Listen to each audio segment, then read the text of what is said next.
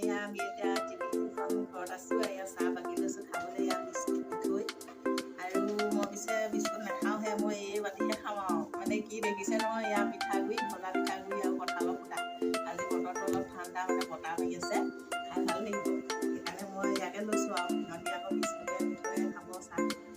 মই এয়া কঁঠাল তিনি ফুটা লৈছোঁ পিঠাগুড়ি সৈতে চাই লৈছোঁ আপোনালোকে খাই ভাল পায়নে নাপায় বাৰু মই আকৌ বৰ ভাল পাওঁ সৰু পৰাই ভাল পাওঁ মাহঁতে আগতে খুব পিঠাগুড়ি ভাজে খাই বৰ ভাল লাগে আৰু কঁঠালৰ লগত কলৰ লগত বিশেষকৈ খাব লাগে এইটো বস্তু আৰু